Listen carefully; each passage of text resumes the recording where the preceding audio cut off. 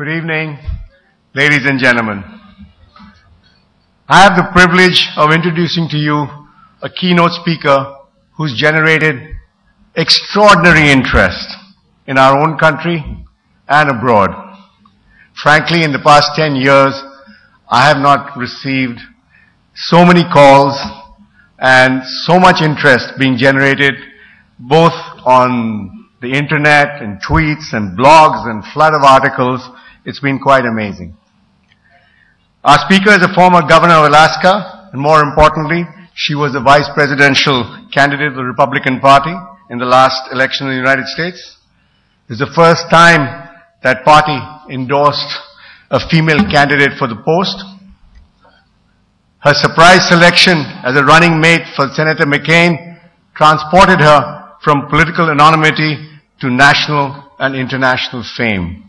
Her presence boosted the Republican challenger's sagging campaign, although not enough to beat the freshman senator from Illinois who mesmerized the nation with the eloquence of a prophet.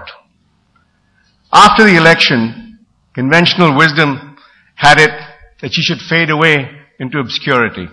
Instead, she's become a force within the Republican Party. This remarkable woman is none other than Governor Sarah Palin. Please sit there. No. Not so fast. I got lots of nice things to say about you. We're honored that you've chosen to come to India. Welcome to India, Governor, and welcome to the India Today Conclave.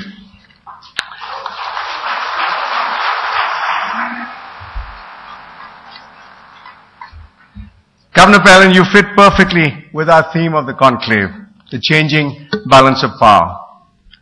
You've already changed the balance of power in conservative politics in America, if not the general politics of the country. You've been termed, if I may say so, as the sexiest brand in Republican politics. The latest ABC poll has you as one of the front runners for the Republican nomination for the 2012 presidential race, although you haven't declared yourself as a candidate. Ladies and gentlemen, Governor Palin is both a galvanizing and a polarizing force in America. If I may say so, either you love her or you hate her. She touches a chord with a sizable section of America because of her persona and her philosophy. She's a straight-talking, down-to-earth, folksy proponent of, as she puts it, hard-working, patriotic, liberty-loving America. In 2006, she became the first female governor of Alaska on a platform of promising an end to what she called a culture of self-dealing.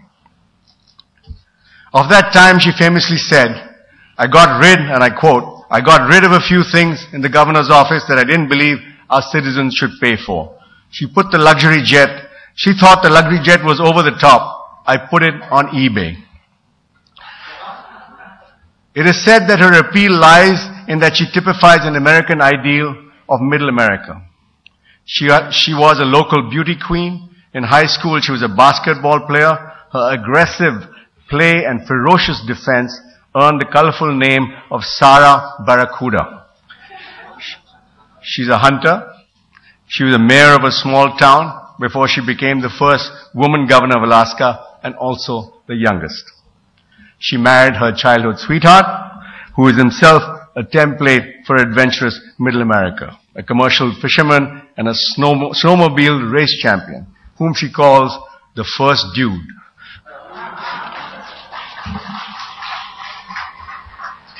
Strengthening that image, Governor Palin famously said at a campaign fundraiser, the best America is in these small towns and in these wonderful little pockets of what I call the real America.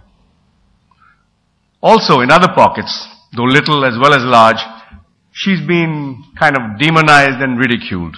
Governor Palin has been lampooned by the media, which she terms as lamestream media, for a range of issues from her views on foreign policy and the Obama health care plan to her views on America's future. And if I may be forgiven for saying so, has created a creative vocabulary. I hope, madam, you won't repudiate me if I say so. Governor Palin has not allowed criticism to faze her. When the media panned her in 2008, she said, "Here's a little news flash for those reporters and commentators. I'm not going to Washington to seek their good opinion. I'm going to Washington to serve the country." She stuck it out. Sarah Palin is still here and making waves. She surprised everyone by quitting her job as governor in 2009, has become a one-woman national media empire now. She's a best-selling author, a host of a television show about Alaska, a commentator on Fox News channel. She constantly sends messages on Twitter and Facebook. Her tweets are regularly reproduced as news by TV networks. She has 1.5 million followers on her Facebook. She posted recently on her Facebook, "America is exceptional. It is not her politicians that make her so, it's everyday people and values that Americans hold dear." Alongside, she's a force behind the Tea Party movement in America. Governor Palin is a member of an ultra-conservative group which helped to change the balance of power in the Republican Party in the House of Representatives. Governor Palin, when your critics questioned your suitability for one of the highest political offices of your country, they cited your unfamiliarity with foreign affairs. They flayed your example of expertise when you commented that Russia is your next door neighbor and you can actually see Russia and Alaska. Some paraphrase it to say that when you opened a window in your home, you saw Russia. Be that as it may, I hope after this visit, when you open your window at home, you will see India and hope, if not actually, but in your heart. I just want to tell you before I invite you to speak that we've had a tradition at the India Today Conclave of inviting American leaders. We've received Al Gore here twice. Bill Clinton has addressed us, and Hillary Clinton too. It so happens they're all Democrats.